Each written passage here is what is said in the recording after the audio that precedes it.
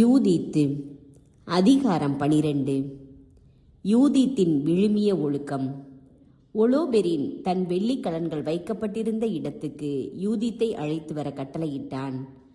தான் முண்டு வந்த அறுசுவை உணவையே அவள் உண்ணவும் தன் திராட்சை மதுவையே அவள் பருகவும் ஏற்பாடு செய்ய ஆணையிட்டான்.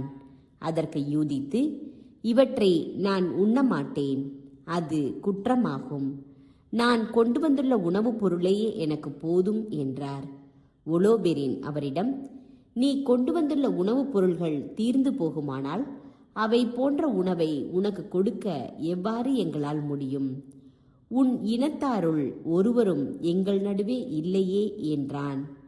என் தலைவரே, என் உயிர்மேல் ஆணை, அடியவள் என்னிடமுள்ள உணவுப் பொருள்கள் தீர்ந்து போவதற்கு முன்னரே ஆண்டவர் தாம் திட்டமிட்டுள்ளதை என் வழியாய் செயல்படுத்துவார் என்றார் யூதித்து.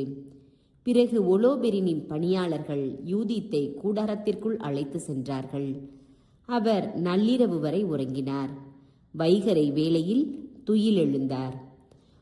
அடியவள் வெளியே சென்று இறைவனிடம் மன்றாடும்படி என் தலைவர் கட்டளையிடட்டும் என்று யூதித்து ஒலோபெரினுக்கு சொல்லி அனுப்பினார். அவரை தடை செய்யாமல் இருக்க ஒலோபெரின் தன் காவலர்களுக்கு கட்டளையிட்டான். யூதித்து 3 நாள் பாளையத்தில் தங்கியிருந்தார். இரவு தோறும் பெத்தூலியாவின் பள்ளத்தாக்குக்கு சென்று பாளையத்தின் அருகில் இருந்த நீரூற்றில் குளிப்பார். குளித்து முடித்த பின் தம் இனத்து மக்களுக்கு வெற்றியளிக்கும் வழியை தமக்கு காட்டுமாறு இஸ்ரேலின் கடவுளாகிய ஆண்டவரை மன்றாடுவார். அவர் தூய்மை அடைந்தவராய் திரும்பி வந்து மாலையில் உணவு அருந்தும் வரை கூடாரத்துக்குள்ளேயே தங்கியிருப்பார். ஒலோபெரின் அளித்த விருந்து. 4ஆம் நாள் ஒலோபெரின் தனக்கு நெருக்கமான பணியாளர்களுக்கு மட்டும் விருந்து அளித்தான். படை தலைவர்களுள் ஒருவரையும் அழைக்கவில்லை. தன் உடைமைகள் அனைத்துக்கும் பொறுப்பாயிருந்த பகோவா என்ற உயர் அலுவலரிடம், நீர் உடனே சென்று பொறுப்பில் உள்ள அந்த எபிரேய பெண் வந்து நம்மோடு உணவு பருக இணங்க செய்யும். இத்தகைய பெண்ணுடன் நாம் உறவு கொள்ளாமல் விட்டுவிடுவது நமக்கு இழிவாகும். அவளை நாம் கவர்ந்திழுக்க தவறினால் அவள் நம்மை எள்ளி நகையாடுவாள் என்றான்.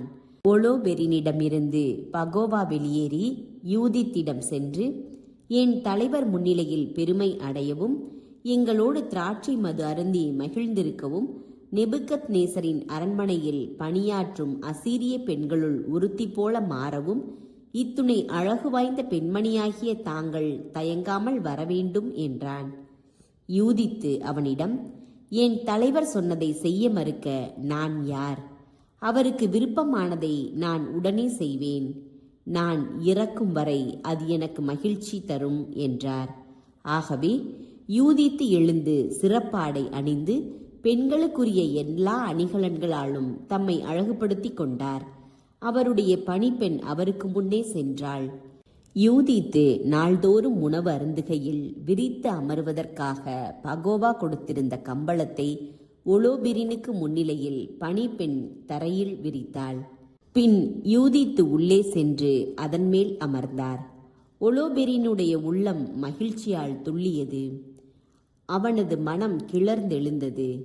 அவரை கண்ட நாள் முதலே அவரோடு உறவு கொள்ள வாய்ப்பு தேடியிருந்ததால் இப்பொழுது அவரை அடைய அவன் ஏக்கம் கொண்டான். எனவே ஒலோபெரின் அவரிடம், மது அருந்தி எங்களுடன் களிப்புற்றிரு என்றான்.